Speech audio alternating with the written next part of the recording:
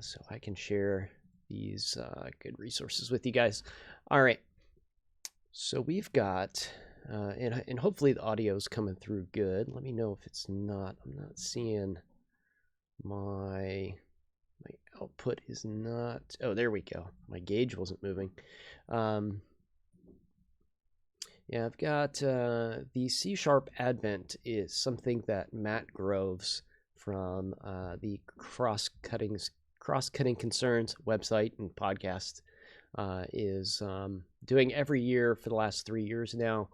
And he's put together a Advent calendar, and every year he's been doing this where this year we're doing 2 articles a day, but we do an article or 2 articles a day until the 25th. So it's kind of like that little Advent calendar where you pull your little candy treats out every month or every day of the month. And instead we're doing C# articles. So it's a really good idea from Matt. 3rd year running now. You've got, let's see, this is the 13th day. So we've got 26 different pieces of content so far. And there's been a lot of really good stuff. There's been some Blazor content. Jeremy St. Clair with the sample step-by-step form or wizard component. And then we've got a double shot with the Nightmare Before Blazor and the experts panel. So the experts panel is something that I've been working on with a couple community members. And you guys may know Chris Santee and Egil Hansen from the community. And there's this other recognizable face in here as well. Mr. Daniel Roth joined us. So we got on we got on Gitter, actually. Gitter, and we just hashed out some of our favorite parts of Blazor and how to get started, and kind of had an open discussion about our own experiences with Blazor and some of our favorite pieces and least favorite pieces of the framework. And it turned out to be a really cool piece. You can navigate it really easy through the sidebar and just see what we discussed. So if you have time to check that out, it's a really good resource. And if you're doing a lot of .NET, make sure you check out the 3rd annual C# Advent calendar. So I'll just pop that in the chat room. Make sure you bookmark that and check it every day. We've got, we're only halfway through, and we've got another 25, 26 articles coming over the next few days. So there's a lot of .NET content just being published daily. So today on the show, we're going to talk about an article by John Hilton, and he's talking about how to use Blazor in an existing ASP.NET Core 3X application, covering both MVC and Razor Pages here. I think we're going to try Razor Pages and see what we can get going, see how well that integration works. This is still early on in trying to get these things kind of mashed up together, so there may be issues that pop up, who knows, but we're going to give it a try and see where we get, because I've seen a lot of Stack Overflow stuff. There is one Stack Overflow question in specifically that I was looking at that's asking about how to combine view models from Razor Pages with Razor components. So we'll try to see what we can do with that. Maybe we can answer that question, but that's where we're going to play around today. Let's see. So Bite Me, been kind of slacking on the new stuff lately. We all get there, my friend. We all do that from time to time. Let's see. Let's start a new project. We're going to start this new project, and we're going to follow this wonderful article by John. And what we're going to do is we're going to create a brand new Razor Pages application, and then we're going to add Blazor to it and see how much we can integrate with it. So let's do File, New Project. ASP.NET Core web application is what I'm going to select. Let's do that. Let's see. Let's call this Blazor integration. This is good enough. And TG. There we go. That's good. Keep that nice and short. I've got a million projects in my repo that are throwaways, so I don't name these too much anymore. We're going to get her done. We're going to jump right in, Janescu. I was talking about you the other day. I was on another stream and somebody said that I show up like Beetlejuice when Blazor's mentioned 3 times, and I said, I think Janescu got to coin that one for me. I think you came up with that first. Oh, hey. How's it going, Corey? Wiping your machine? Yikes. That's scary stuff.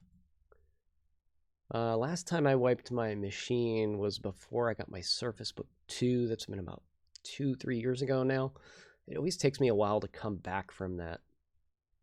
So I just selected the Razor Pages project. If you select Model View Controller, you'll get the MVC project. I selected ASP.NET Core 3.1 Web project, and I'm going to get a really long dialogue. I don't know why this is taking forever. An annual wipe to, because you install all of the crap over the year. No pun intended. Shall we go with the the childish humor for the show today?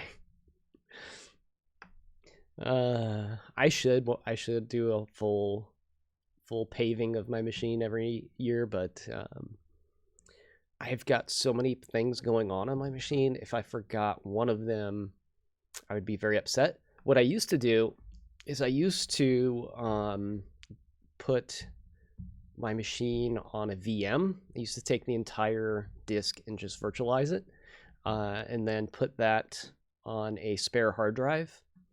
And then I would pave my machine, and if I had forgotten anything on my old machine, I would just boot up the virtual machine that I had cloned. So you'd use a P2V or physical to virtual tool for that.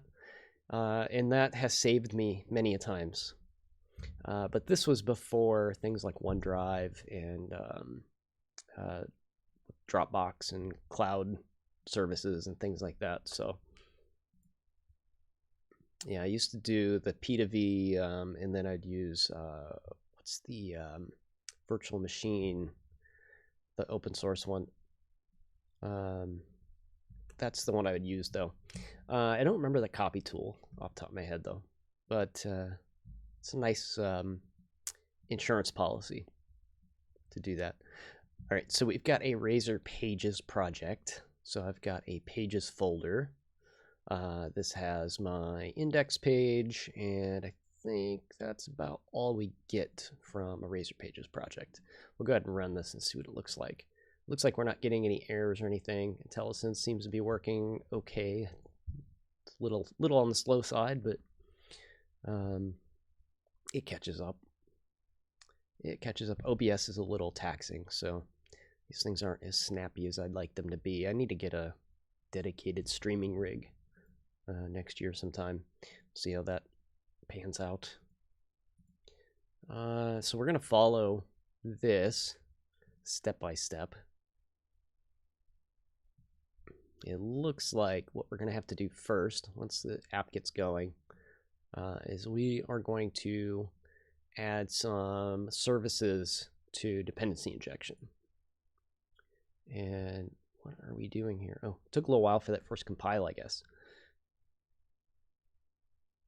I wonder if there is anything on my machine I can do to free up some resources. Let me double check, see what's going on here real quick. I am pegged at 100%, folks. Visual Studio is not the culprit. It is a mix of VS and OBS. Visual Studio eating up a gig of memory. Holy moly. know what I need to do. I'm going to stop this. I'm going to stop this from running, and let's close out a tab here, and I'm going to do Control F5. The debugger does take up a lot of memory, so if we do run without debugging, things will be much more pleasant.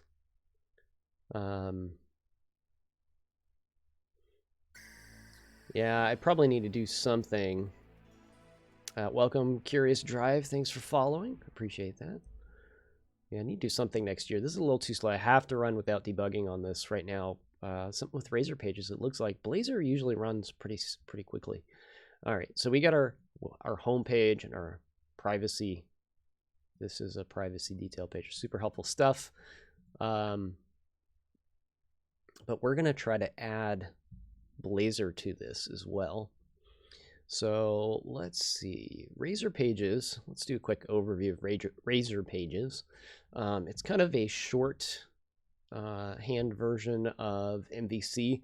So we're taking a vertical slice architecture instead of MVC or model view controller. We're going to put all of our logic and stuff in a code behind file like this. So if we look at our index page, we have our code behind for it. We have this page model that kind of links it up to the view portion of it.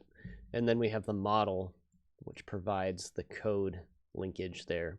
So if we look at these two things side by side, this is Razor pages for us. This is our code for this page. So index.cshtml is linked to index.cshtml.cs. So this is our C# file behind the scenes, making the markup do its magic.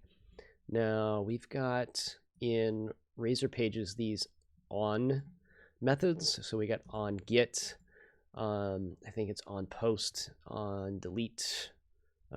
These all match up with your HTTP verbs to do requests to your page. So if we had a form in here, we would use the on post event to push the form data to the server and do work, and then update the model, the index model, and display any updates that were given back.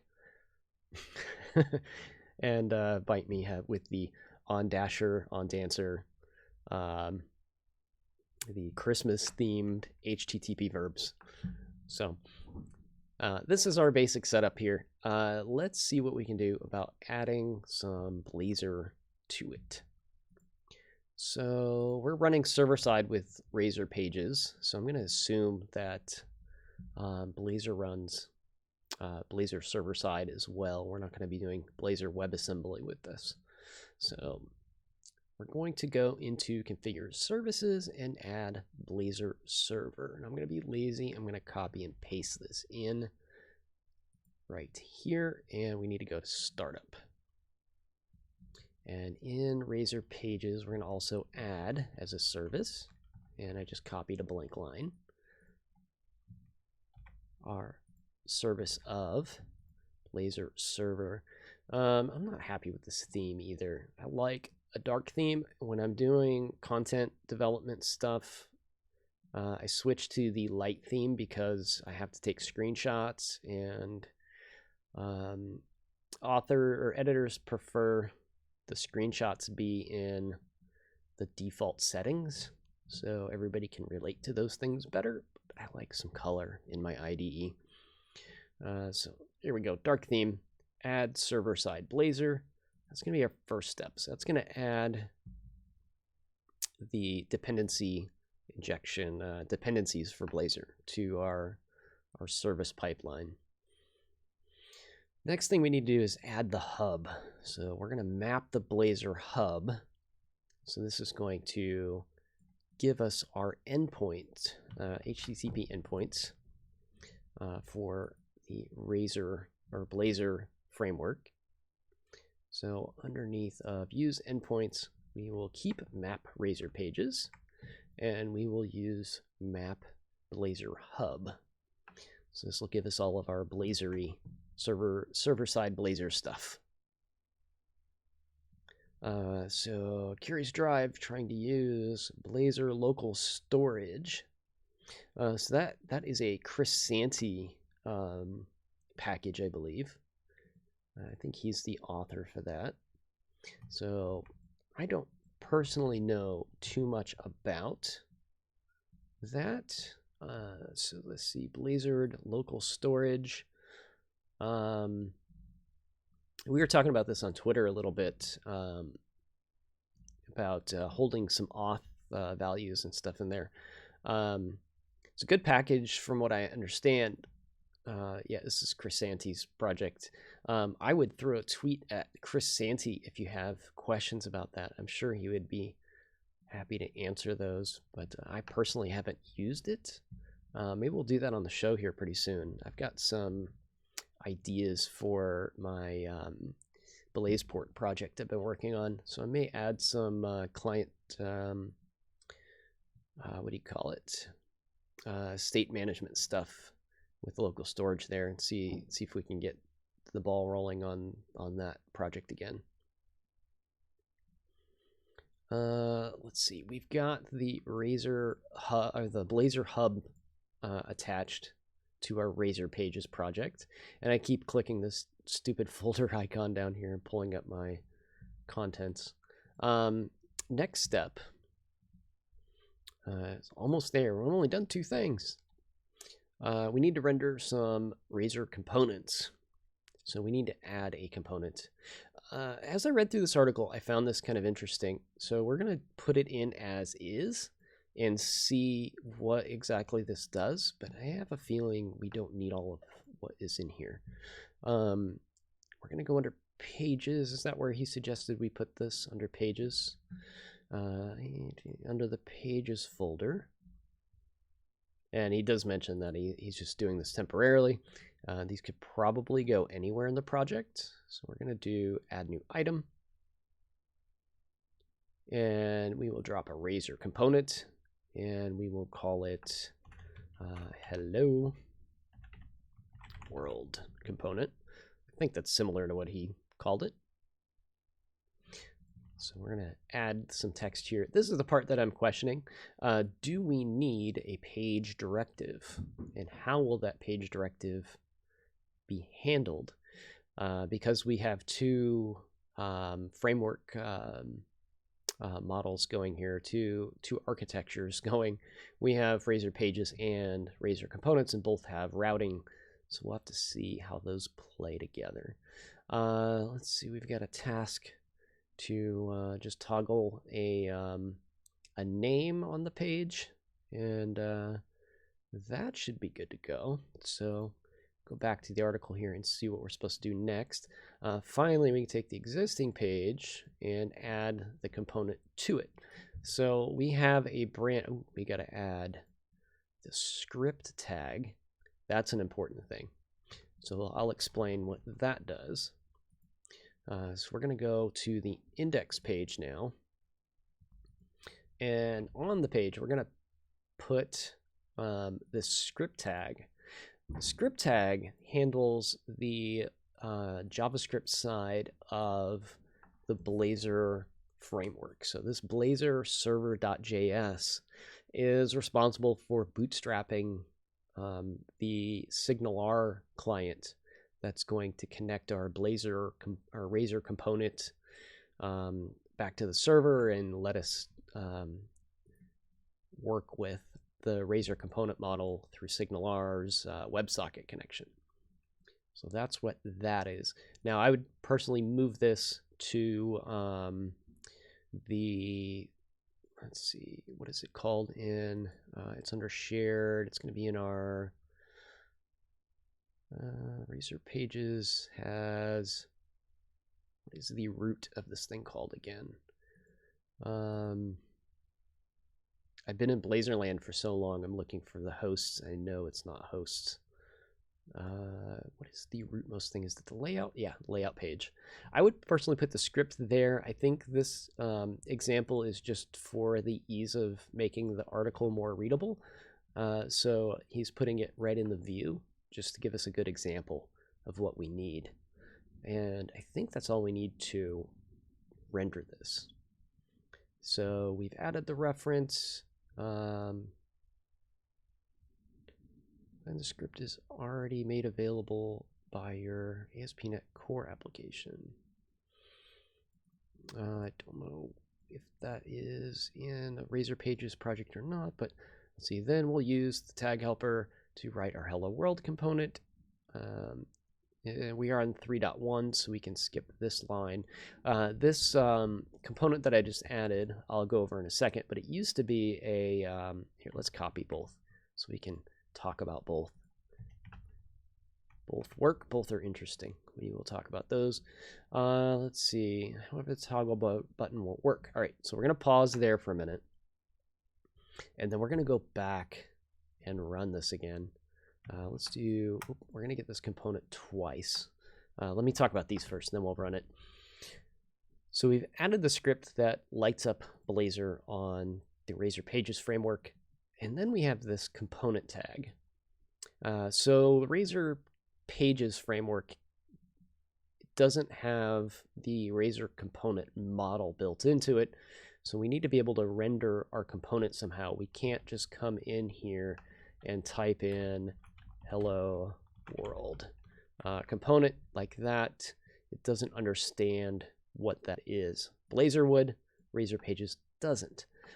So we can't use that. What we need to do is tell it we have a component, a Razor component that we want to render, and it is a type of hello world, and its render mode is pre-rendered because we're doing server-side Blazor, and this is the old way of doing it, and this is essentially the same thing. It's just using an HTML helper instead of a tag helper. So we could say at await HTML render component async, give it the type name, and then the render mode. So these are kind of a matter of preference.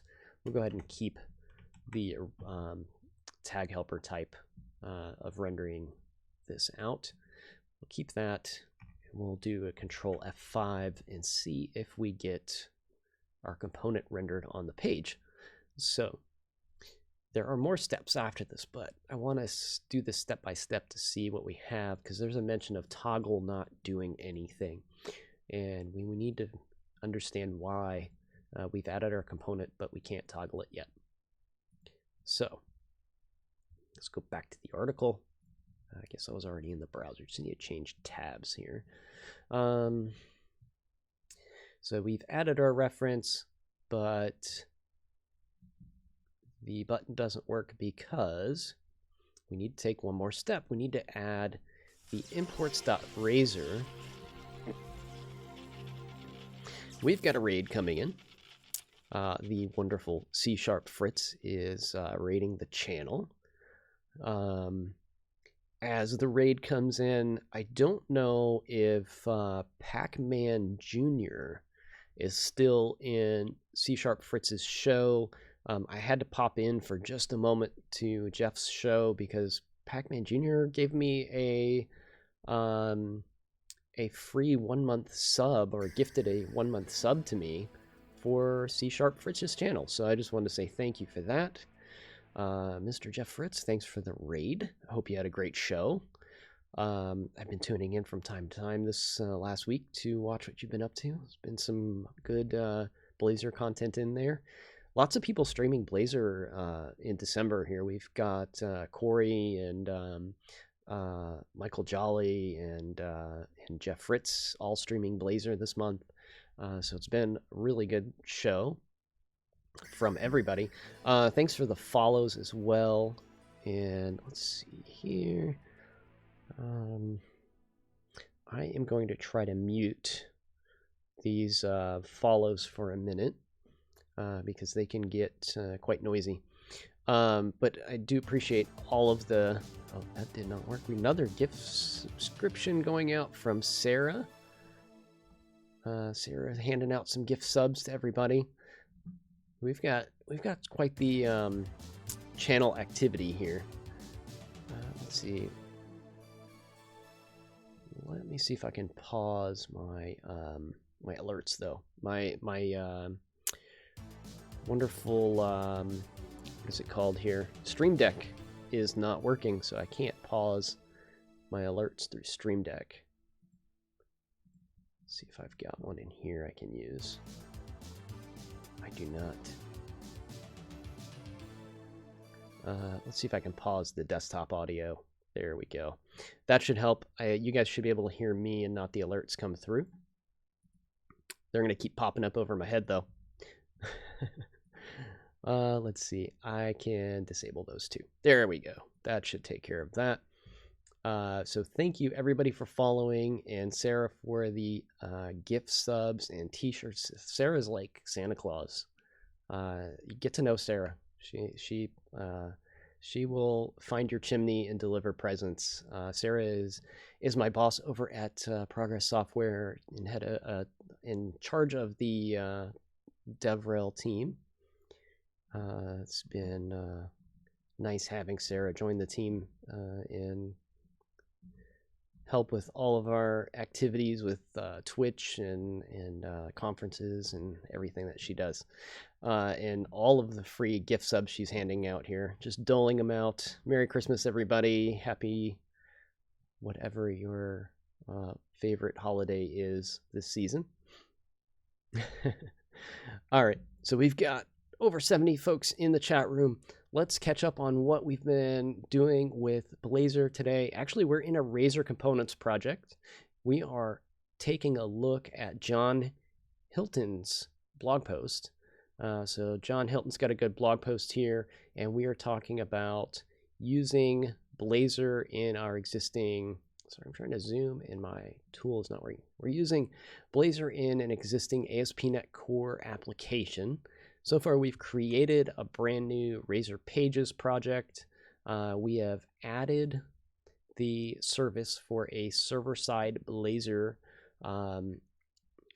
dependency injection. So this is all the dependencies that Blazor needs. And we also have added our Blazor hub endpoints. So we have our SignalR connections working here with us, and we've added a component. The component has a hello route. It says hello world, it has a toggle button on it. The toggle button currently doesn't do anything, and we're reading through the article to find out why. We have our index page rendering the component, and we're getting ready to fix that toggle button.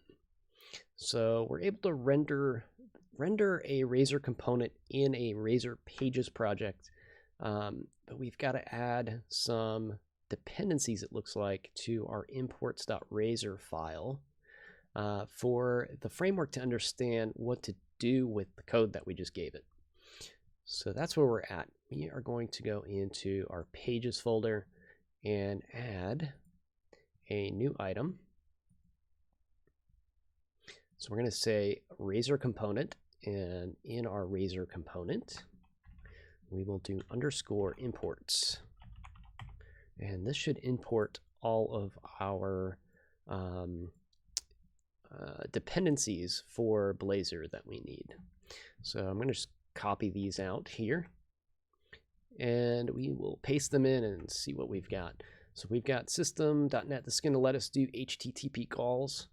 We've got our forms components and our routing, our JS interop in case we need to touch some JavaScript from our Razor components, and we also have just the general component web namespace.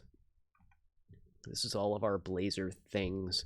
So that's going to enable us to put Razor components on our page and allow them to work, because when this component gets rendered, it's going to look for these dependencies, and that will help us find them. I'm curious if oh, it's already given me the reload and reconnect. I was curious if there was an error before that inside the console. Let's see if we can spot anything in here. I don't see any other errors besides the WebSocket cutting us off. So we're going to get that out of our way. I wouldn't have thought about adding this imports.razor if I wasn't reading through this article as I was doing it.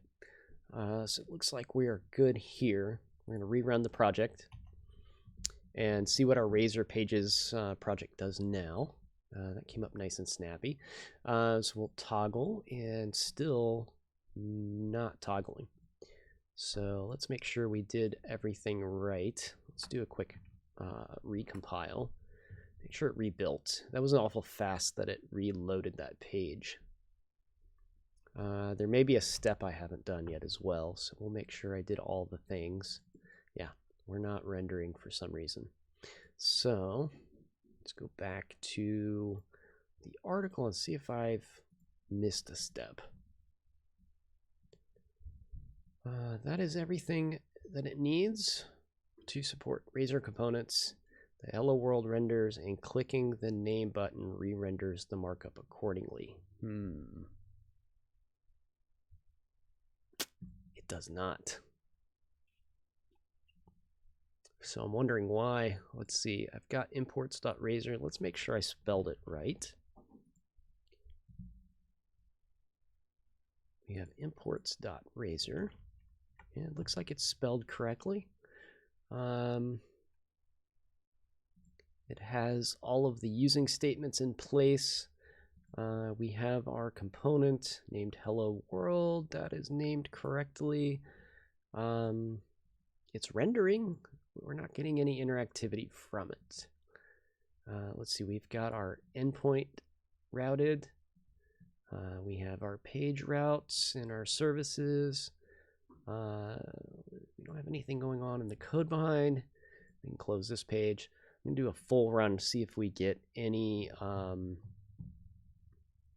do you call it, errors when we load this up. So we'll do a run with debugging, see what we get. And I'm not getting any interactivity out of that button still.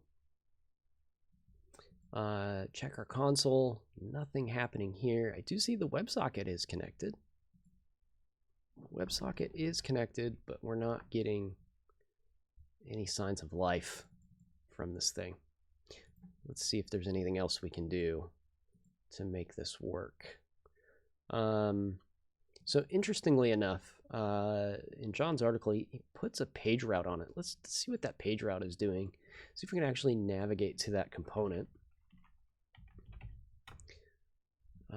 So it doesn't seem to pick up that page route. So that's another interesting thing about this. I've never tried this before. I don't think it's case sensitive either. We'll give that one more shot with it an uppercase hello there. No, we're not getting we're getting a 404 back. So it doesn't look like we've got the Blazor page routing working in there either. This is the first time I've ever tried this. Doesn't seem to be working out so well so far. Let's make sure. Let's see, we have the script on our page. Let's double check the rendering of that guy. Make sure there's nothing fishy happening with that. Make sure it's able to find that script. I didn't see an error in the console. You would find an error if that script wasn't loading. Let's double check the document here. There we go. And actually, I know that's working because in the console, we can see that we're hitting the WebSocket through blazor.server.js. So I know that the WebSocket's working. So that doesn't seem to be the issue. So how do we troubleshoot this thing? Let's see if we can put a breakpoint on it. This is server-side Blazor, so we are able to debug in server-side Blazor. Yeah, that's a good thing. We can check that as well. Corey, see if there is any anything in the socket. Try clearing cache. That's another good suggestion. Let's give this a run. We will do both of those things.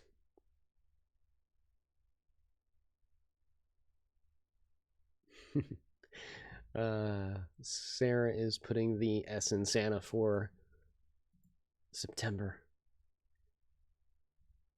All right, so we've got let's check our network traffic real quick. Let's do both the reload cache and check the network traffic at the same time because they both work well together. We have our server.js _ Blazor. This is where you'll find the data traffic for server-side Blazors. This _Blazor $ID is the web socket. You see this WSS / localhost, and I see data going across. If we click the button, let's see here. We see it doesn't seem to be responding to that button click. This should be lighting up right now. So there's something that is not connecting that WebSocket with the button anyway.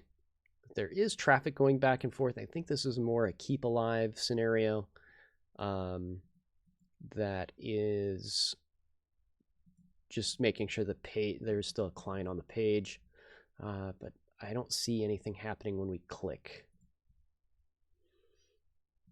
So our button handler looks okay. We're not hitting a breakpoint. What's going on here? Method lacks an await. Yeah, that doesn't really matter. This could be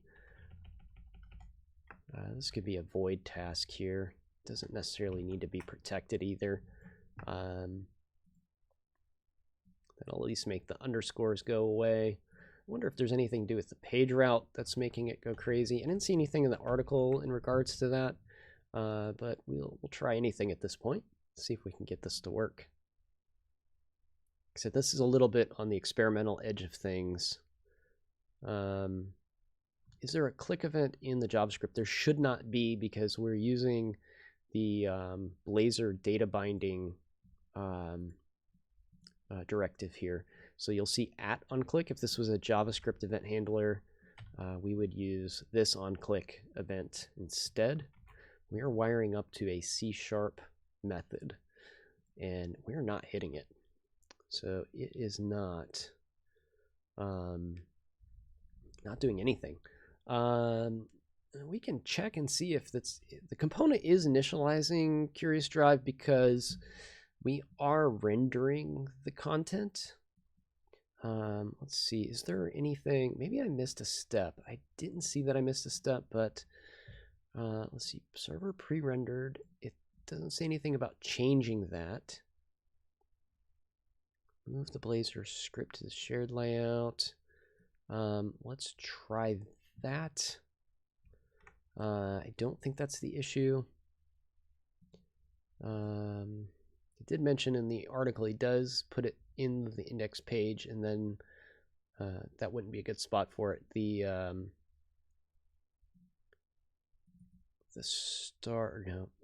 layout is where it should be, and we'll drop that here instead. So I'm just going to move that script out. Hopefully I'm not creating more problems. Save that. Just did a little tab bankruptcy there, get everything out of the view. We don't need the script anymore. We'll save, and we'll try to reload this. I don't see that helping, but oh, I did see an error pop up. Hello World just dropped out of scope. I'm missing a directive for Hello World. So it looks like my component isn't compiling or something. Maybe there's, well, how am I rendering it? There we go. We hit it that time. Hit the breakpoint. That's good. Continue. There we go. So moving the script seemed to do the trick. In John's article, it's laid out. Maybe I'm not reading it verbatim, but it says at this point, before moving the script, it says that your application has everything it needs to support Razor components, renders correctly, clicking the button changes the name and re-renders accordingly, and then it tells you to move the script. So one of two things: there was a cache issue, or the script really needs to be in the body for this to work. I'm going to assume it does. And here's my theory why. It needs to be, or maybe it was in the wrong place, at least in here. It needs to be able to find, well, it needs to be able to render this. Well, it was rendering. There's interactivity that wasn't working. I'm confused why it didn't work. Now it does. So we need to put the script in the main body for this to work. Still a great article for getting us started. As we move through it, we're able to fix the problem. So he also explains the render mode. This is helpful. We're going to keep it on server pre-rendered because, as he says, this is the best of both worlds. We're going to pre-render that component on the server and send that down the wire. And then I think we're kind of off to the races to do whatever we like. So now John says to feel free to build components and do more interactive things like do callbacks. So that's where the next question kind of comes in. What do we do now that we have these two frameworks kind of mashed together when we want to do a callback and do work on the server? There's a couple ways we can think about this. Right now, let's see, we're just toggling the view. I'm going to put this page directive back here too. Now that we have everything, let's see what happens with the page route, because I haven't ever tried any of these things yet. I want to see what happens with our page route, because we have two different routing methodologies in these two frameworks. I'm going to stop this from running. We'll take a look at both of those real quick. So the index page, if we just say page, the Blazor Pages framework looks at the directory structure of our application. It says this is a page called index. We're going to give it a route of index just by putting the page directive there. In a Blazor component, we have to specify the route in addition to telling it it's a page, because every component is every page is a component. Without this directive, it is just a component, as we saw a minute ago.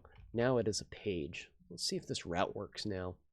It didn't before when we had the script tag not in the right location. I don't think it's going to matter though. So we'll just double check and see. So we should be able, if this was a Blazor application, we would say hello, and we would be able to route to that component directly. So it looks like if we're in Blazor Pages, the routing mechanic does not work. There may be another service that we could inject to make that work. I'm not sure, but it looks like we're going to have to stick with the Blazor Pages routing mechanics. So we'll close this back out for a moment.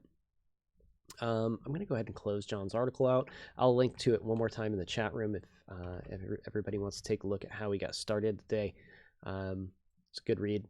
That got us going. Can we see the startup? Sure. We'll take a look at startup real quick. So in our startup, we have iConfiguration. That gets built up. We have configure services. So we're passing in a service collection. We've got the add server side Blazor service. We also have the add Blazor Pages service. This add server side Blazor is what got us the Blazor component model working, in addition to the JavaScript that we added. In configure, we are going to do the Blazor Pages things. We have user routing. We also have endpoints. And then we are mapping the Blazor hub endpoints. So to get the Blazor routing, there may be something that we can do to use routing to add those routes. I'm not sure. I haven't looked into this. We're just kind of doing this off the cuff today.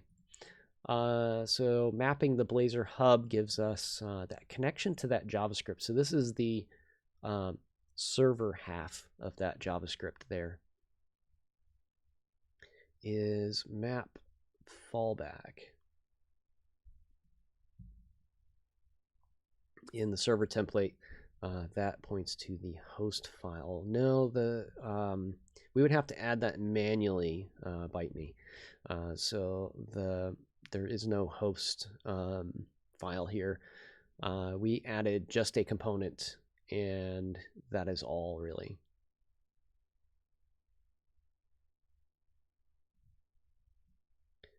Let's see. You're very welcome, Neo Ashi. Thank you very much.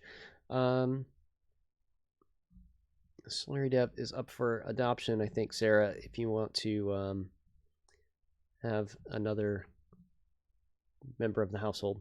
Right, so we've got our Razor component. This is an alternative now to writing HTML, or well, both HTML helpers and tag helpers. So now we have another component model. I hope you like hockey, Surly Dev. So now we have our component. Let's do some interesting things with our component. So let's talk about interactivity. We have a button. Let's go ahead and split this view out. We've got a button here that if we click the button, we're going to toggle some information. What if we want to add a component parameter? Let's maybe override this the initial name for this component. That'll give us something that we can set from the outside world, because that's a thing that we need to be able to do with any component model. Let's get some information, some I/O going. So I'm going to use a code snippet. Not a property, a parameter. So I'm going to use paratab tab. That's going to give me a parameter. Oh, actually, we already have the property. We need to make it a parameter. Let me get rid of that. I'm going to put the parameter attribute on name. So that should give me a parameter that I can set from the outside. I'm going to take away this here. So it's no longer going to say John. Let's poke the bear. Let's make a little JavaScript joke here. All right. So by default, this name is going to be undefined. All right. See where I went with that? I'm just teasing JavaScript folks. Don't get upset. I promise I love you too. All right. So now the name is undefined, and I want to set this from outside of the component. Let's run it real quick. It should just say undefined right now. Let's set a default from our index page next. So, yep, there we go. Hello undefined. Click toggle. It goes John, Susan. So we're good to go. All right. Let's go back here. And on our component tag, I'm going to kind of move this down a little bit, line it up. We have some more properties that we can use. And one of those properties is going to be params. And I'm not sure how to use it. So I'm going to have to look this one up. But what we can essentially do is set parameters from our Razor page and pass them to our component. So what I want to do is pass the parameter of name here, and let's see what IntelliSense we get. It says, and I can zoom on this so you guys can see it as well.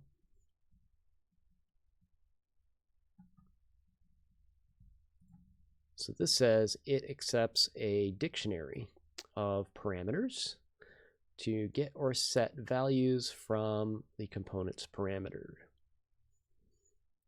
So the tag helper attribute component, the syntax is params key equals value. Params key equals value. Let's see, how would that be written? Let's see if we can find a little bit of documentation on this. I'm going to look for Daniel Roth's latest blog post. So I'm going to do ASP.NET Core Preview 3.1. That should get me to Daniel's blog post announcing .NET Core 3.1 preview. I don't think that is it. Let's double check here. No, that is not it either. There's a blog post that outlines this tag helper. I know it. I have seen it.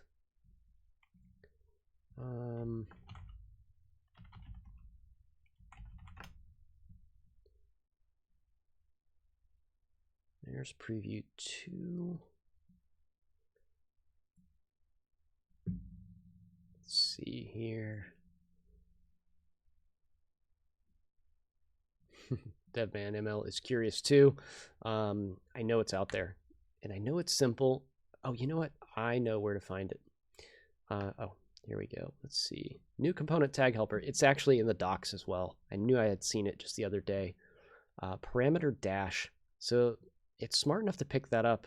I wasn't sure, but it does. So params or parameter? Param with a singular. Param dash name equals. I don't know how it's going to figure that out, but it says it works. So the name is equal to, let's see, I will throw my own name in there. So I should be able to set this to ed by default. And then let's go, it underscored it. Ed does not exist. So it is looking for, so I can't put a string in there. Name equals, oh, it's being passed as an object. That's interesting. So it wants an object. We can't just set a text value in there. I wonder if I can do at, like this, use a razory syntax. There we go. I think that did it. Let's try that. Clever, clever. Let's see, it should say ed now by default. And it's spinning away, and it says, hello, Ed. Look at that. That did the trick. So if we take a good look here, this was undefined by default. All right, undefined by default. And we passed in my name through the tag helper. And now that is the default that we have set from our index. Now, if we wanted to do this, check this out, we could do 2 of these, because these are components. I'm going to take the parameter name off of there, and this should render 2 components now. Oh, I didn't see the question. What was the question? Oh, I'm sorry. It scrolled past that for some reason.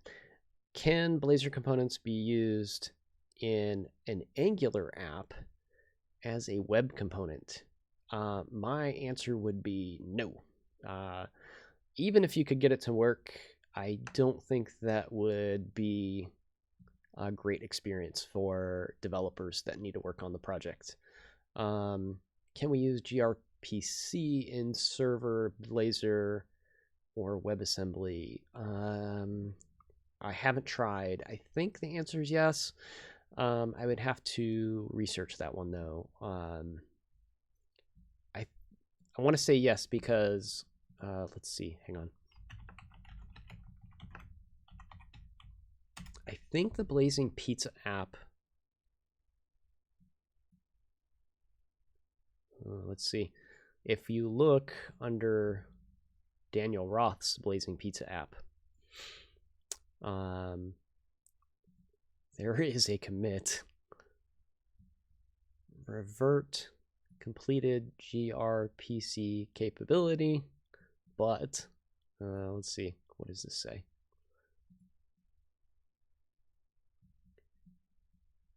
There is a lot of reading that has to happen. It looks like they're trying to use it, and they may have been successful. I'm not sure. So here, I will post this. This is more of a deep dive, I think, than we have time for, but let's see. This was from Neo. Let's see here. This is the resource you want to go kind of look at and see if that was a success or not. Read through those notes there. So Blazing Pizza has gRPC, so that hopefully answers the question. You can use gRPC with Blazor. So now we've got two of these components that we can use on our page. So now we've got this nice component model that works with Razor Pages. So if we have an existing Razor Pages project, we can add Blazor to it, or the Razor component model to it, and make it Blazory. It does, in fact, host it as a Blazor endpoint because it's using the server-side Blazor technology with that little WebSocket connection. So we can add multiple of these. Let's see what else we can do. So we have parameters that we can set now. Razor Pages has this this model approach. So if we open the code behind, I'm going to close. I'll leave that open. I'll put the code behind up here though. Let's go to the index page, pull up the code behind, and we'll move the code behind over here. So this is the code behind for the index page, and right now it has the index model and there's nothing on it. We should be able to add a property to it. Prop, tab. I'm going to call this one name value just so we know where it's coming from and we don't get confused. It shouldn't be an integer, it should be a string. I'm going to stop this from running as well. We don't want this just running off in the background. So instead of saying ed explicitly here, I'm going to put it here. And let's see if we can now pass from the model that value to our component. So instead of writing it here, let's see if we can do at, is it model? It's going to be capital M, isn't it? Model dot name value. See if we can pass the model value into the component. And I'm going to control F5 just so it's a little faster. And it wants to run off the page. So we'll move that back here. And now you can see that we have hello world, and I have rendered the component again. Let's just refresh to double check. Yeah, it's actually pulling the initial value out of my model. So that's pretty cool. Let's see. Another question, gRPC have that client when 2.1 is recommended or earlier. So earlier, I think it was hard, but now it should be better. So they made some improvements to gRPC, is what Janescu's saying, to make it easier to work now. So we're able to set model values and then bind them to the component as well. So there was a question on Stack Overflow about this. How do I pass a view model to a Razor component? So now I can go back and I can actually answer this as well. But I think there's a little more to this question that maybe the person that asked it has not considered or is maybe confused about, and that is in their example, let's take a look at this in detail. They're wanting to pass a view model to a Razor component, which we successfully just did. That would mean we just pass that parameter to the page or to the component. Their component is being used inside of a form, which makes me wonder what would the best approach be for a form in this scenario? Would we use a Razor component, or would we use the Razor Pages framework to do something with that form? So when we post the form, do we want to process that post with a Razor component, or do we want to process the post with the Razor page? I think that's something that should be sorted out before we decide how we're going to pass the value back and forth, or why we need to pass it back and forth. And then what form model do we want to use? So there's a point where you want to say, which framework am I going to use to do work? And then also, what am I using these specific component models for? Why have I added this extra set of dependencies and things to my project? What benefit does it give me? At some point, you need to kind of make a architecture decision and say, I'm going to do all further work mainly in the component model and build my pages that way, or I'm only using Razor components for a specific task. If we only had a big view state, we could do a post back. Yeah. What's old is new again. It does come to mind. But also, I want to think about something here. So I have this index model that's defined. That is defined in the, let's see. Oh, it's actually part of the page model. So that is in pages. It's a public class. This leaves something interesting open as well. I don't know if this is something I'd want to do or not, but let's explore what the possibilities are. I could come into Hello World, and instead of setting a name parameter, let's actually do something else here. Let's see if we can pass that whole view state, or view state. You got me saying view state now, Janescu. Thanks a lot. Let's see. The colors here. Bald, bearded, builder. Thank you for putting view state in my head. I keep saying that now. So parameter.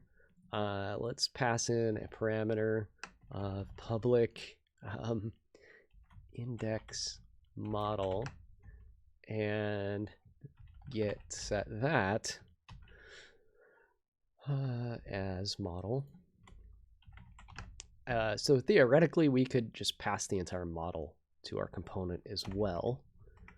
So we could do that, and the parameter would now be, let's capitalize this just to be consistent, and we could say param model, modal model.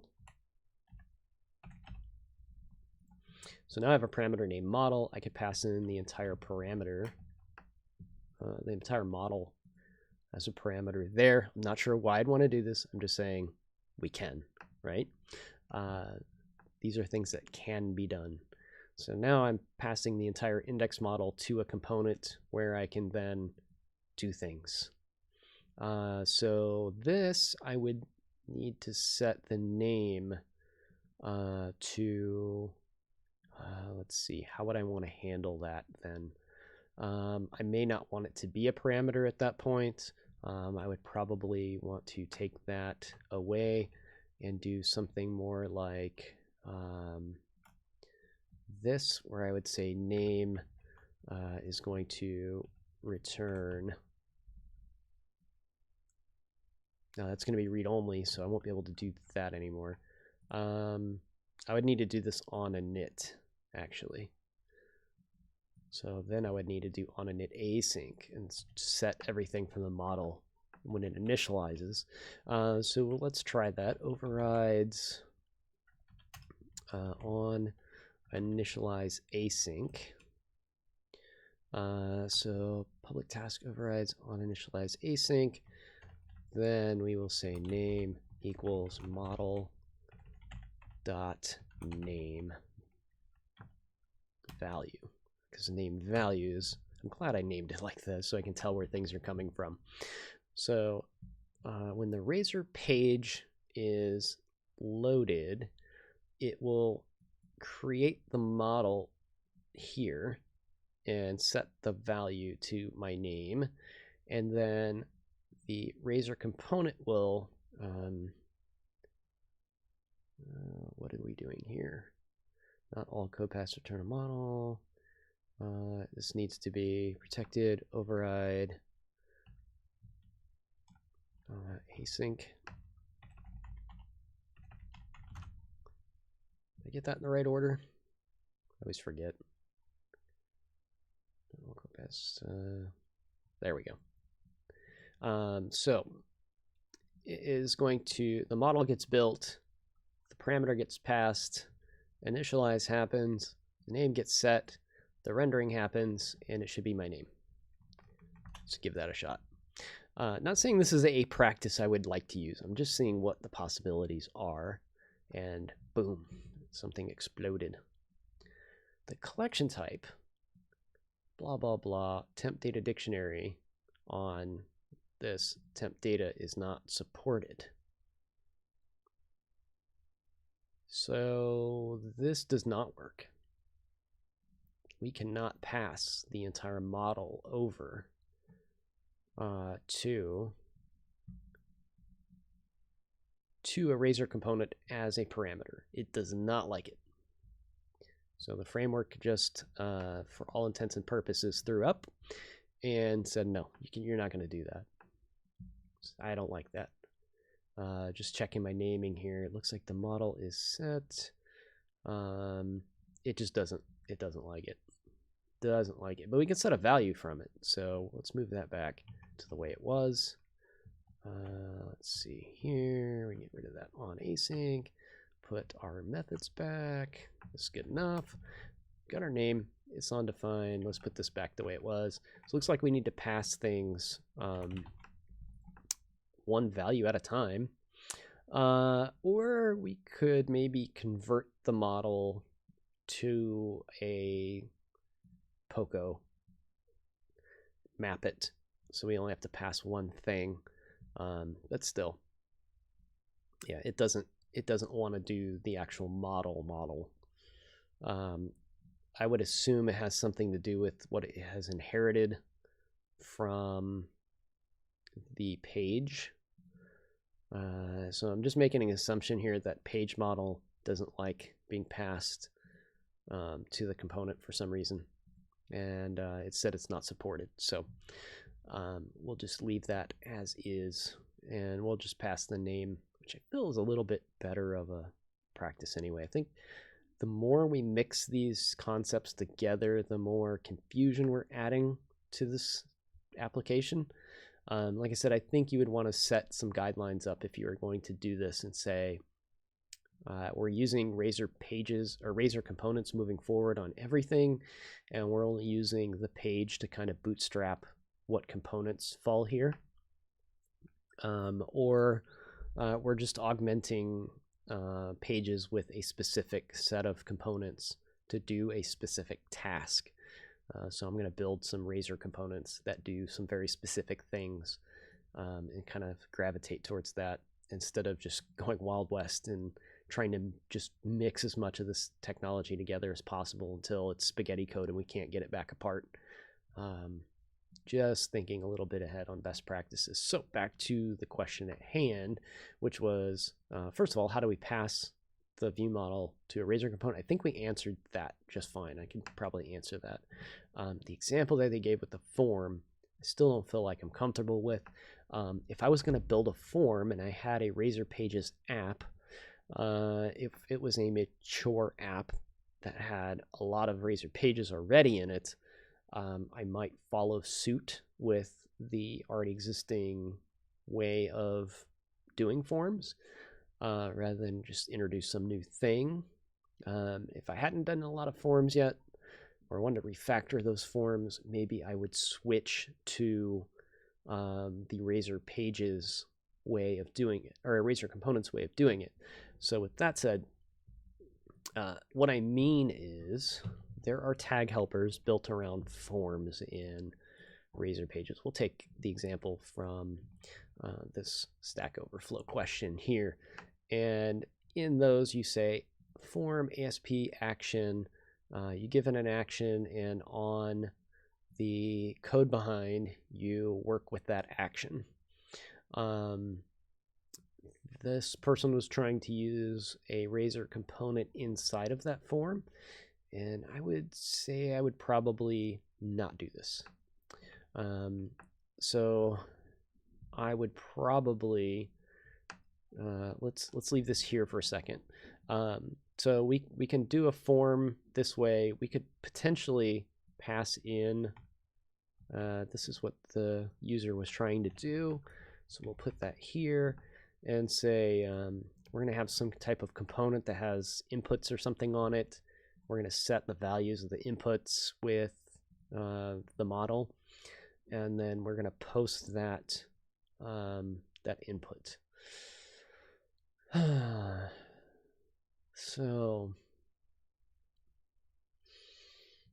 their action is test here, so that would point to an actual, well, the name of the action on the method. Let's see if we can come up with an example, a proper Razor Pages example. Razor Pages, let's do docs.microsoft.com. Let's go to ASP.NET and get started with ASP.NET Core. Let's see if we can find just a regular Razor Pages example. Web apps, Razor Pages. Let's see what's under introduction. I haven't done a ton of Razor Pages, so let's see what we've got here. On get, I just want a very simple form example. So here's a form. We're going to say form method post ASP.NET for customer name, and then we're going to do work, and then we've got on post async. We're going to do that work. I believe is how this is going to happen. Yeah, then we add the customer. So let's try something like that, where this would be post. Or no, wait, let's see if I'm doing this right. Let's look back here real quick. Form method post. I don't even think we need the action unless we were going to specify a web API call or something. We can say method post, and then our on post is going to do a thing. Let's see if I got that right. So on post will do foo, and we can get the model back from that.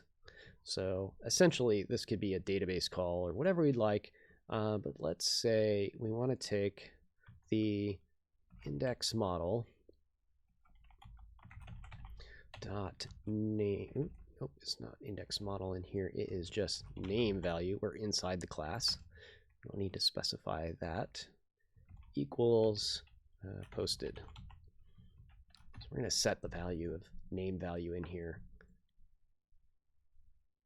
What do you all think of Dart? Talk amongst yourselves. I'm not a user of Dart. I know very, very little about it. So if you want to talk about Dart, feel free to chat amongst yourselves. Just haven't had a use to check it out yet. So sorry, I don't have a solid answer for you there. All right, so this post method should correlate to this post here. So these two things should tie together. So what I'm saying is when I click on a button inside of this form, it should initialize this method, which then sets the name value to posted. That is what I'm hoping for. And then we have the parameter name bound here. I don't know if that will actually update it. So let's see if that does anything. We also need, let's see, that's hard coded, so there's not going to be any form data actually pushing to that post method. Let's see if that updates the name values. We're going to end up having another button now on the page. I'm going to set a breakpoint here as well when this gets done, just to make sure I'm correct in the way this is loading.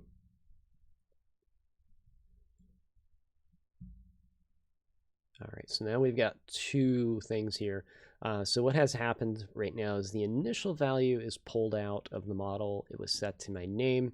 I can toggle that through the Razor component. If I click send, I should hit a post, and there's my on post. So I'm doing a full post to the component, or to the page, setting the value. Let's run that. And the page should reload with the new value. So let's pull that breakpoint out. We can see it in fast motion. Or real time. I'm gonna kill, I want a new, I don't want to resubmit the form. Initial value is ed. I can toggle. Oh, look at that. So my button inside of my component, I didn't expect that to happen, has triggered a form post. Because it is inside of the form. I'm going to scoot that out. That was my mistake. If I put multiple inputs inside of, or buttons inside of a form, they are going to trigger a post, unless they're decorated to not do that with the attributes.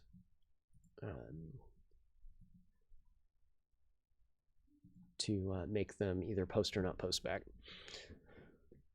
Let's try this again with the component outside. And I'm working through this in baby steps here. I'm kind of just seeing what's possible, where should we draw lines when we do this. I should be able to toggle now. There we go, edge on Susan, edge on Susan. And then if I click send, I'm going to post to the server and get a value from there. So that's pretty interesting. All right, so if I'm able to do that, I can most likely send the model to the post, do work on it, and bind the value back to my parameter. So that answers another question, I think. What I would do here in this scenario, though, is decide if I'm going to use Razor components, am I just going to replace the entire form then? Because I think that might serve as a better user or developer experience, in my opinion. So what I'd probably do is just take this form out, and I would then go to my solution, and inside of, well, I wouldn't put it in pages necessarily. I would put this in a new feature folder. Let's do this. Let's add a new folder. We'll stop it from running. So I'm just giving my opinion on how I'd handle this. I'm going to say add new folder. Let's call it the do work feature. We're going to do some work. I'm going to add a component here. Add new item. Let's see. Let's call it the do work form. So I'm going to add a form in here. And this is a Razor component, this form. And in this form, then I'm going to build my form. So why am I going to bother with Razor pages and a bunch of tag helpers when I have Blazor and its awesome component model to build my form instead? So this is going to be my do work form. I'll leave the heading there just for the heck of it, but I'm going to use a shortcut here. I'm going to say b form.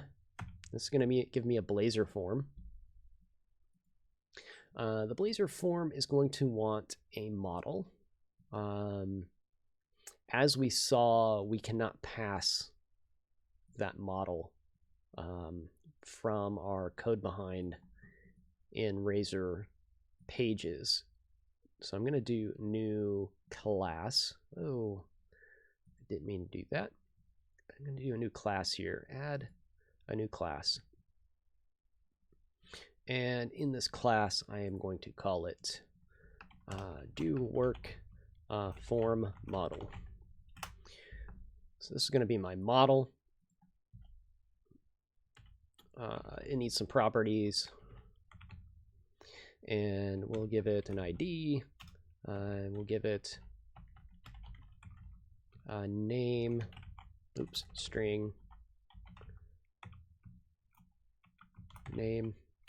That should be good enough. Let's set some decorators up here. And let's give it some validation. So I'm hitting Control period right now, and that's going to give me my suggestion on adding data annotations because it doesn't know what required is. Now I can add that attribute if I hit Control period and add this using statement. So system component model data annotations will give me my required attribute.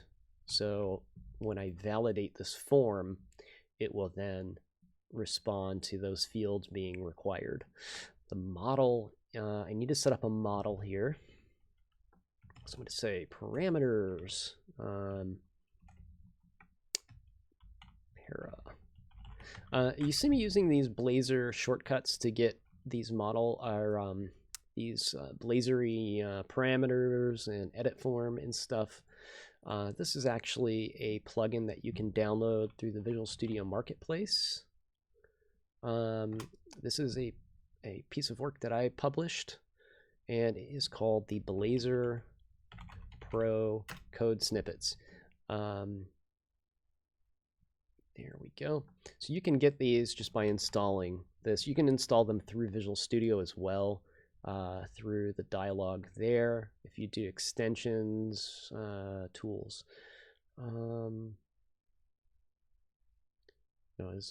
manage extensions. You can also find it in here by searching the same thing. Just search Blazor Pro. You'll find the code snippets. You can see I have them installed here, right there. So that's where those snippets are coming from. I find them really helpful. That's why I created them, because I can't ever remember all the form elements and all that good stuff. Despite what you might think, I am not that smart of a guy. Can't remember that stuff. Let's see, do work form model is what I called it. So I'm going to say do work form models, what I'm going to pass in. And it's going to be my model for my form. I need to capitalize that guy. I need a button or event handler called, I'm going to call this one onValidSubmit. So onValidSubmit, I'm going to do something with this model. And then I have validators, I have a validation summary, and I have a lot of red underscores. And I'm not sure why. So what are we underscoring here? Element with unexpected name, if it's intended to be a component using directive for its namespace. All right, so it looks like I'm used to using the Razor components structure here, so I don't have access to my namespaces. So I actually need this imports.razor file. I'm going to move it up a level and see if this solves my problem. So I took my imports.razor, I moved it to the absolute root of the application. Let's go back, and there we go. We lit up our tag helper or Razor component, there. So this imports Razor has all of our using statements for Blazory things. It's better at the root level of where we're going to have all of our components at. So we don't need to keep defining that over and over again. So now we've got a form that has a model and a submit button. It doesn't have any data on it yet. So let's create some fields now. And again, I have these snippets to help me out. I'm going to say b input tab, and that is going to give me my input text box. I'm going to say model.name, and that's going to be the name for that input. And it should automatically get validation as well. And then in my handler here, I'm going to do a phony database call. Let's see, how can I write this out somewhere that it makes sense? Let's do this. We haven't done anything with the ID yet. It is not here in our input. This is going to be, let's pretend we're submitting it to a database. So when we handle the submit, we're going to take our model and then we will give it an ID number. We'll set it a new ID number. Let's just increment that. Model plus equals.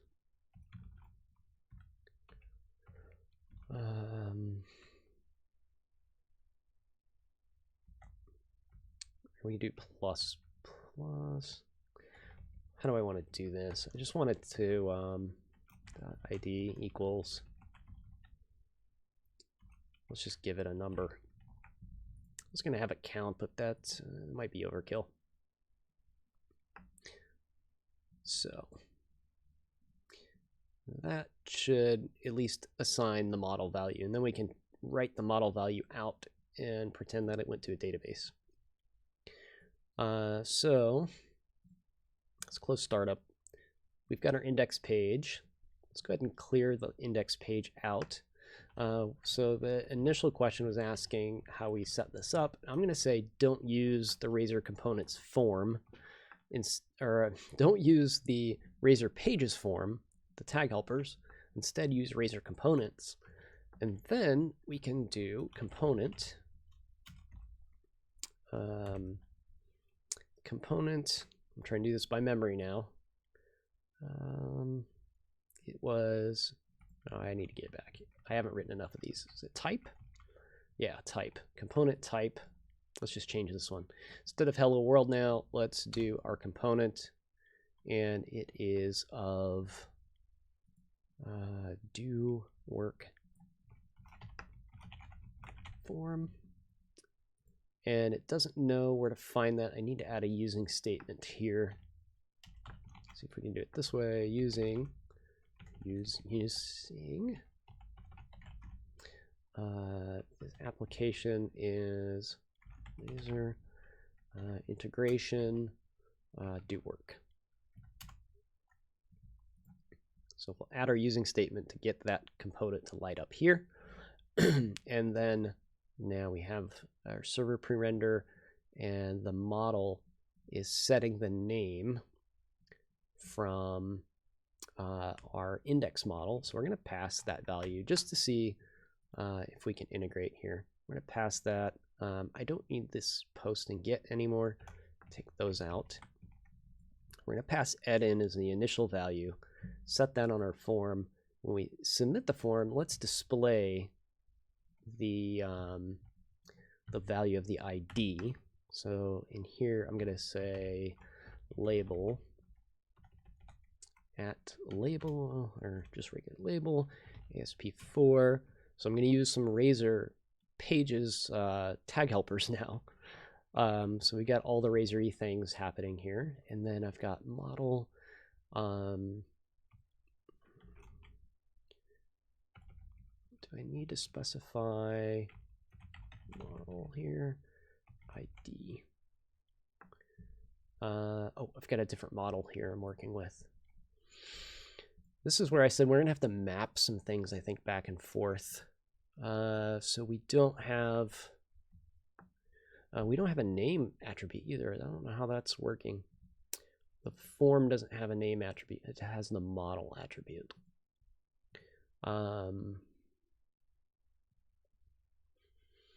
Let's see, this introduces some interesting behaviors. So we've got this index model. That's not the model that's going to be passed into the form, though. So we're going to having do some mapping if we want to continue to use the page model. I'm going to say let's just eliminate this index model altogether. Maybe let's just take that out for now. And instead we want to new up. Oh, well, no, let's do it this way. Sorry. Just trying to think through this. So I'm not going to use the index model because that will throw that error that is not supported. And instead, I'm going to say that we have another model attribute on here. Prop tab, and this is going to be our do work form model. And I'm going to bring in my using statement here, and then I'm going to say that I want my form model. And I could set default values here. Let's do that. Let's go back and get our onGet statement here. Let's do onGet to set up our form model. And again, we're crossing the streams here. We're mixing some things together. So when I get this, I'm going to say this is the default value. And now I can come back into my index model and say form model dot name, or form model actually is going to be passed model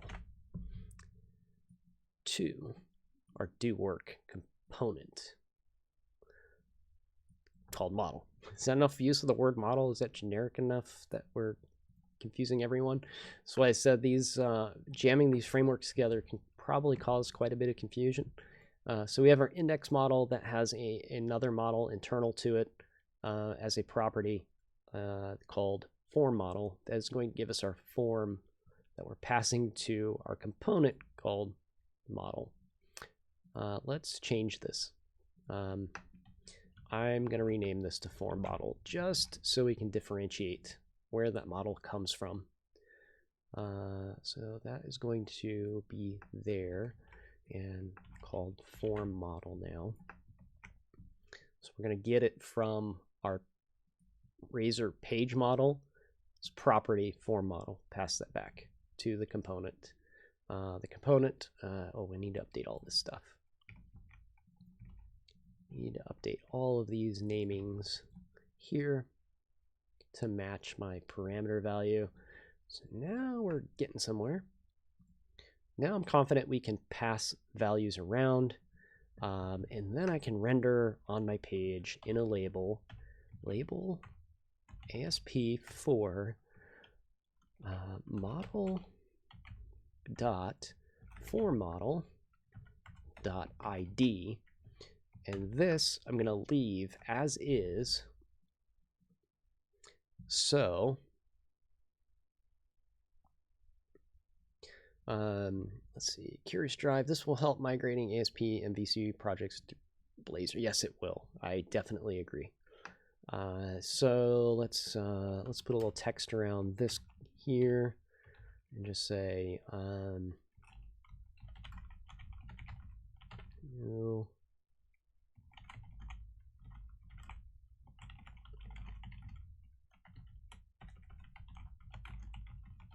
So we're going to pretend that when we click our button, we're going to write that name to a database and get back an ID. So this should be 0 by default. When we click our form, the form should then, hang on a second, I've got a warning here. Private member is unused. Is this public? Is this a public onGet? I think it is. So just catching a bug before we make it happen. So I should initialize with the name Ed in the text box. I should also have validation and I've got a bug or build error. Oh, page directive needs to be at the top. So I goofed on the using statement, put it above the page. Didn't know that was a thing. It's not in Razor or Blazor. I also have an issue where I'm validating on my form. I have a required field for the ID, and if I submit that without an ID, I'm going to get validation. I don't have an input for it, so I'm going to take that off. I don't want to have that required. I'm expecting this to be an output, actually. So let's get that going again. It should default actually to 0, which would then maybe satisfy it, but I just don't want it to be in the way and causing an issue when it doesn't need to be. We're running the app. We should get a form on the page. I'm getting an error instead. Object is not set to an instance of an object. Of course it's not. Of course it's not. I never created a new form anywhere. So the form model is null. So I need to do a new form model. Do work form model. I'm going to set, I could set the initial value here, actually, in that constructor. I'm going to leave it here just to make sure that we're kind of touching all the Razor pages bases to see where the get gets fired and have it actually set the name and see how it responds when we do a post back, for lack of a better term.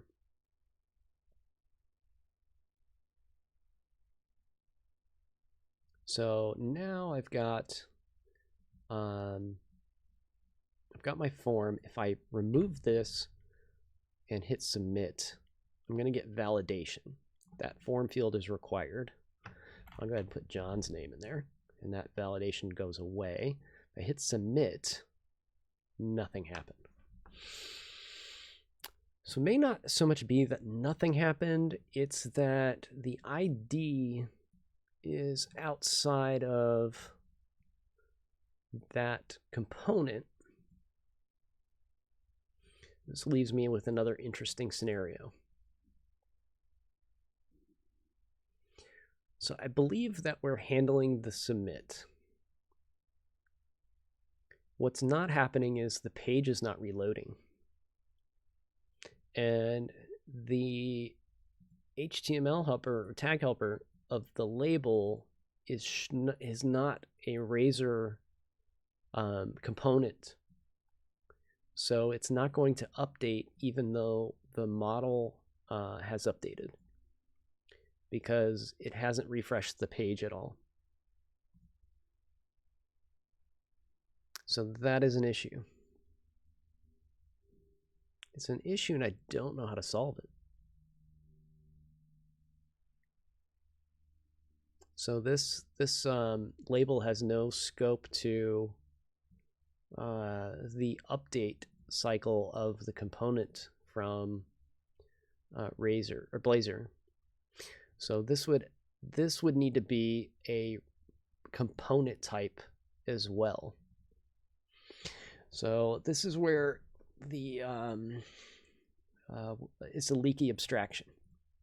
So we start using the components in our Razor pages, but then for all of the things to communicate, then we start seeing that we're going to need a component. We're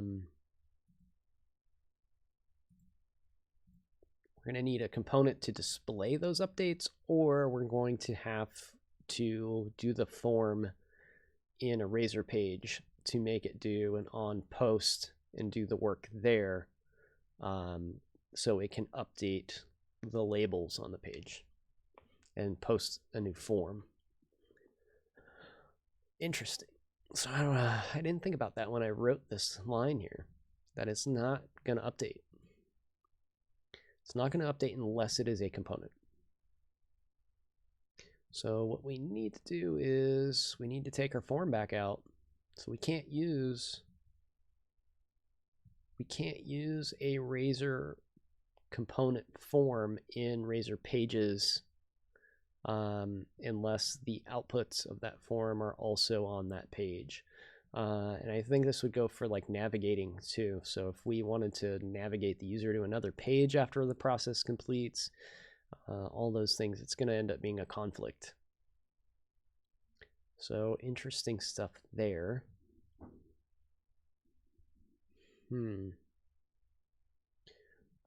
So I'm wondering if we take, we're doing the work in the form. Just trying to find the proper way to mash these up is going to be tricky. We could take the, no, I can't take the button out of the form because then the form will essentially be a form tag with no way to submit.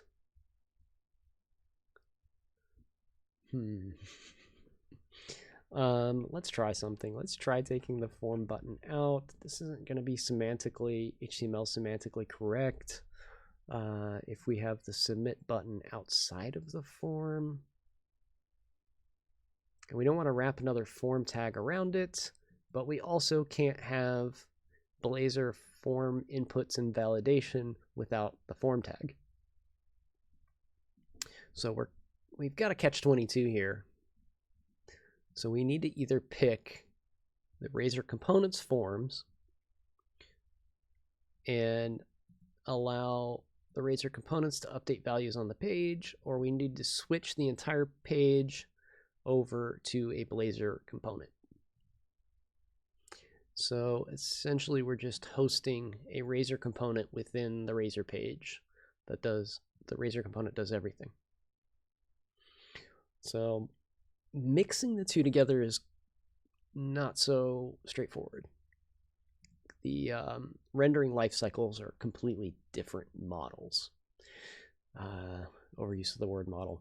They're two completely different architectures. So since there is no post to trigger this update, we can't display the fact that we did an update. I put a breakpoint there just so we can see when I submit. Not doing any work either. I don't know why that submit button's not firing. So that might be another interesting thing. Oh, well, I changed the code, but still, let's try rerunning. It should have been still in that state to rerun it, or without having to rerun it. Doesn't look like the submit button's firing either, so there might be an issue with buttons on the page.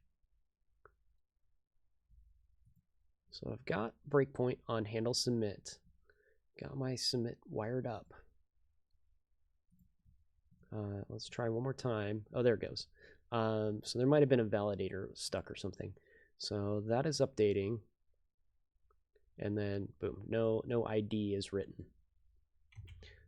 So you can see it's triggering, but then there's no way to get the feedback back to the page when that happens. Very interesting. So that then forces us to either use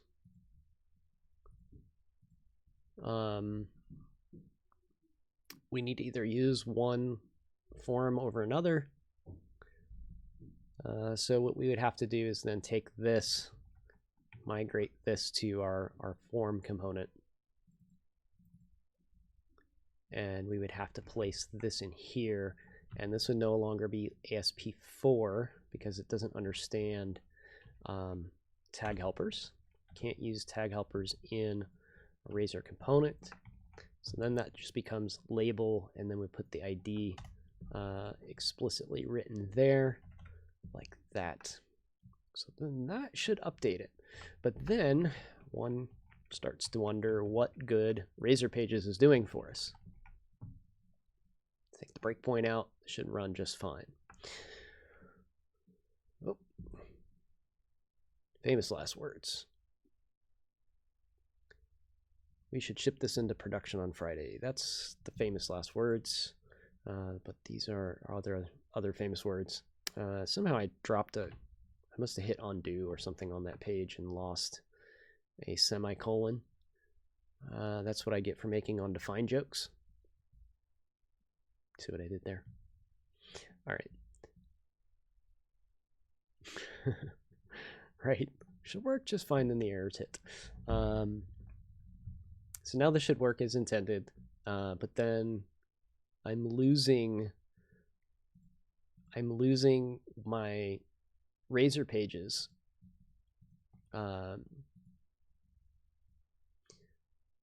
I've got Razor pages displaying some static text. That is a thing. I mean, it's not really useful here. There's no way to tie together a post, if you want to call it that. There's no way to tell when a component updates to the Razor page to also update. There's no way to communicate that. I think we have a parameter here, but I don't recall any event type of handling. Form action? What does that do? I wonder what's form action. It's listed, but it doesn't light up and give me any IntelliSense. I don't know if it's a thing. It's just generic HTML something that's being tacked on, like icon. Yeah, it doesn't look like there's any way to get an event to fire off of that component.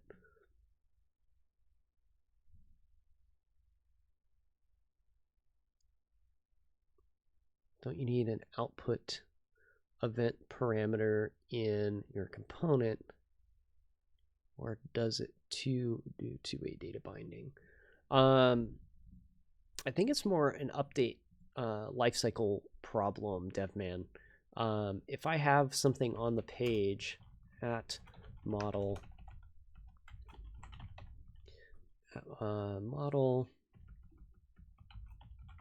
quit correcting me, please. Model dot form model dot ID. If I want to display this, and the problem is when I change something in this component, the component itself is hooked into the Blazor lifecycle. The rest of the page is essentially static HTML. So there's no way to update this value without another component or without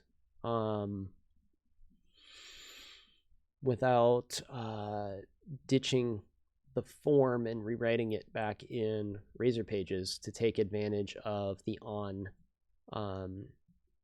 post method, because a post will trigger the form to update. So watch. Let's try this one. We'll keep this. Let's do another form. Form action equals post, and then let's do a button. The type is submit, and then this will be, so we're gonna trigger this to re-render, and then maybe you can see what I'm talking about. It's kind of a hard thing to grasp, like what exactly is going on. There are two different mindsets to be in, and we're trying to mix them together. They have two different life cycles. I don't know why I'm writing 2 zeros out. Model form ID. I don't know why I have two of these. It makes no sense to me.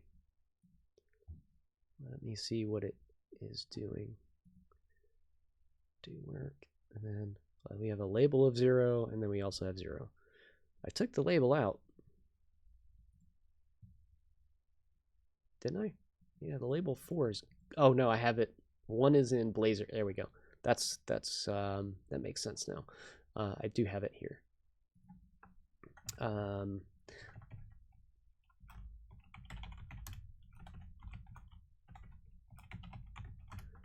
Boom. Let's put that, and then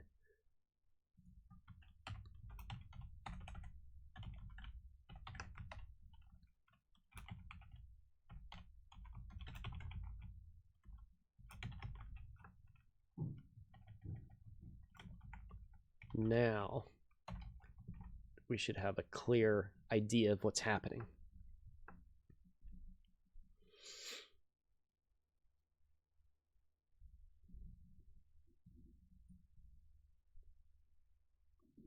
So I've got two outputs now.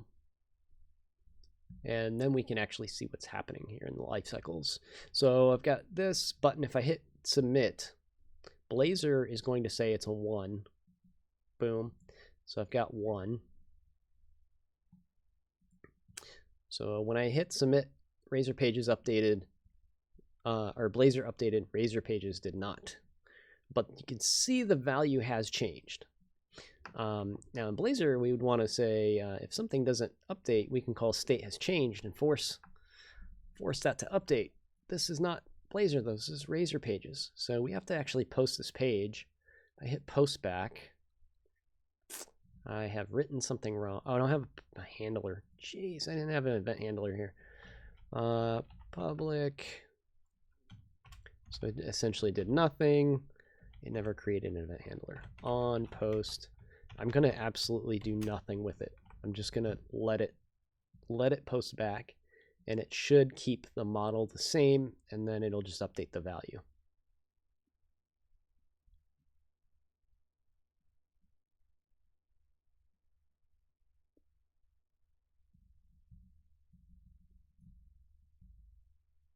So now we've got submit, that's a 1. This is a 0. If I post back, I'm still doing it wrong. Still doing it wrong. Is my action post thing wrong? Is it my submit that's wrong? Let's go back to the introduction to Razor Pages and look at our form method. Shoot, method. I want to use the post method. All right, my bad. Please excuse my ignorance with Razor Pages. I don't do a lot of Razor Pages development, so I have to look back at docs for that one. Try this one more time. This should be it. And I think we'll close out the show. Next week on the show, we have some interesting stuff happening. Let's see. Do work. Get our 1. That's a 0. Post back. Oh, it turned it back to 0. And it cleared that out. We didn't pass the form, I guess. So there's something with the form not making its way. We didn't pass the index model back. I think we still have to push the model back over to the page or something. On post async. This one is of action result. Action result get.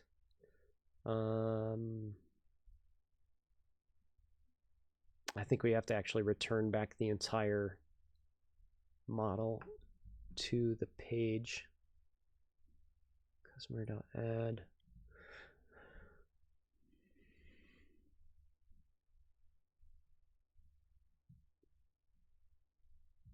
Return is model is not valid, return page. We'd have to actually return this back on post. Let's turn it to on post async, action result. We actually have to return the thing back, page, and then we have to return, I think we have to return the full model as well. Index model, like that. We have to put the data back to the page, possibly. No, I'm doing it wrong again. Let's just try it as page, because it's got the model built in, correct? I don't know. Let's try that. The data has to round trip, and I'm not. So yes, Curious Drive live every Friday. Next Friday, I'm going to go with 2 shows back to back at noon Eastern Standard Time. I'm going to talk about unit testing And then at I'm going to probably go for about an hour. And then I'm going to take a break. I will be back with Eagle Hansen for some unit testing of Blazor components. So, at least we didn't get an error, but we still are dropping our values. I just don't recall how to do this part. Let's see. We need to return our page. And then we need to put the form in, or we need to put the data back as well. It's probably just a matter of me looking at the docs for a minute. But yeah, Eagle Hansen, he was on the Blazor panel. So I'm going to go back to the C# Advent. I covered this at the top of the show. We've got some new folks here, though, that came in from Jeff Fritz's raid earlier. Thank you, Jeff Fritz. Eagle is in the piece that I published on the C# Advent. If you go to December 13th, which is today, and click on Getting Started with Blazor, there is a panel discussion with lots of community folks that you may recognize. Daniel Roth, Chris Santee, Eagle Hansen, and myself. Eagle has a Blazor component testing library. We're going to talk about this next week at 3 p.m. Eastern Standard Time. And this lets us test our components. I haven't used it yet. I've looked at it a little bit. It looks really interesting. So he has written it and will come on the show and teach us all about it. We'll set up a live share to work with our computers and do a Skype session and all that fun stuff, and we'll do a little picture-in-picture type of thing. So that's coming up next week. Let me try to get this to work really fast, and then we will call it a day. When I do on-post async, I need to get the data back. It's not coming back. I can't remember why. Again, I'm not a Razor Pages developer by any means. I know it enough to get my hands dirty, but it looks like it may be just that it's not, I could have swore we had to pass this back. I'm a little more of an MVC dev myself. They're doing a lot of redirect to page. I want to do work and get the values back, though. Return page should do it, I think. Return page should do it, but for some reason I'm clearing the data out. So it doesn't like the data that's coming back. Let's put a breakpoint.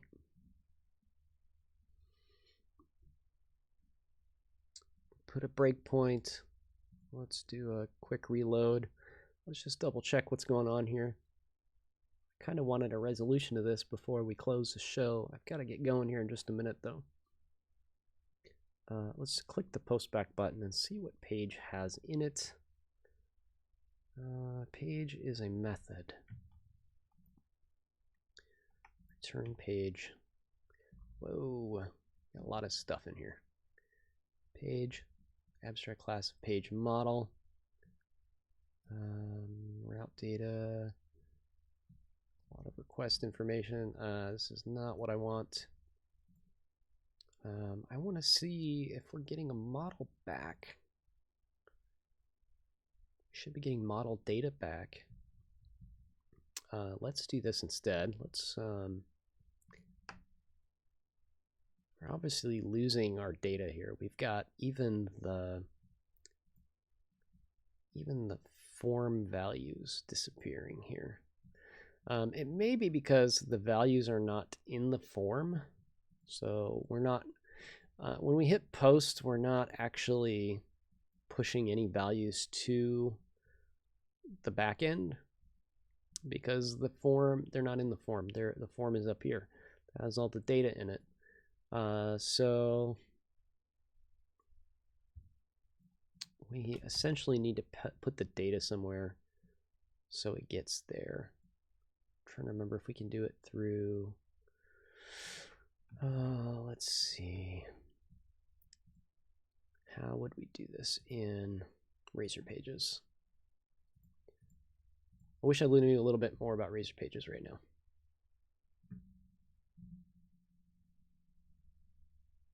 We're not actually sending a model at this point,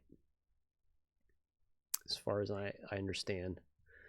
Method is post. We have a submit button, but since we don't have any form here, we're not sending anything. We'd have to have like hidden fields or some way to bind the data to the form. Or we could pass it, I think, as arguments. I'd have to look that up, and I don't know where to look quite at this minute. Let's do this. Let's try a hidden input for input ASP for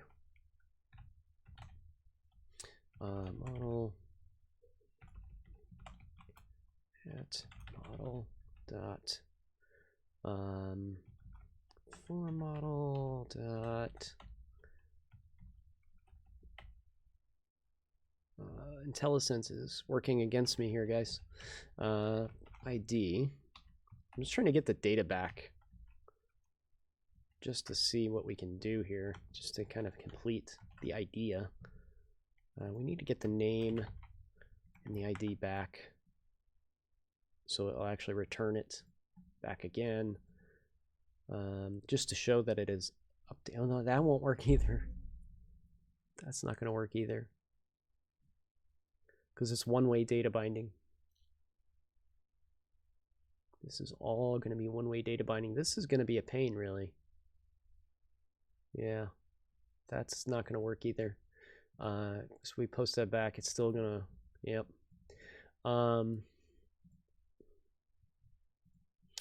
Yeah, interesting problem. So it looks like we wouldn't be able to use a Blazor form inside of a Razor page, because once you submit it, it gets lost. And there's no event system to come back and refresh anything else inside of this area. There needs to be maybe a component that is generic that you can wrap your Razor page in. So it'd be like this becomes the child content. I don't even know how that would work because of the way the render tree is. But there's no way to communicate the values back. So we started off with a little steam, but it kind of fizzled out at the end there. There's no way to do this. We would have to actually build the form in Razor Pages. I don't know what all you'd be stashing in a component at that point. Like it kind of, if there's no way to communicate between the two things, then you're kind of stuck once you decide to use either one. So you might as well not integrate the Razor components into your application if you can't do anything but make static displays with them. You can make forms and submit them, but you can't get any feedback from them.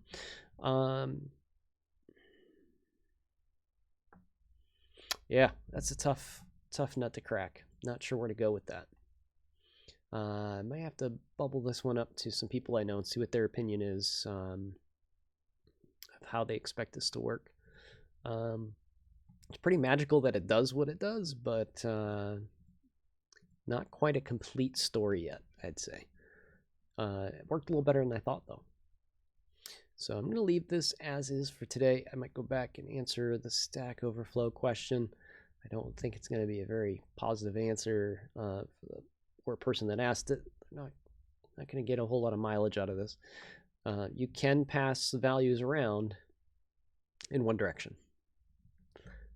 So let's see if we've got anybody we can raid today. We had a raid earlier from Mr. Jeff Fritz. Definitely appreciate that. Appreciate everybody joining in the chat room as well. We're kind of out of the box today. It was a little quiet. I think just because of the kind of nature of the show, we're just kind of hacking around at something that I don't think too many people have done before. I have to ask Mr. Magoo and Peter Morris if they know anything more about this stuff. I know they've messed around with some of it before. Let's see, raid. Where's my raid button? Got my raid button. We've got Clark. Clark is one of the few people that still has a show at the end of a Friday afternoon. You all have a good week, and we'll be back next week at noon for we'll talk about unit testing in general, and then we will do some unit testing in the context of Blazor at 3 p.m. next week. So thanks for joining me. We're going to go ahead and kick off the raid. And we will say hello to Clarkio when the raid is done. We've got 26 viewers. Thanks all for joining me, following, and subscribing. Make sure you follow me on Twitter at Ed Charbonneau. Check out the C# Advent, and we'll see you next week with the double shot on Friday.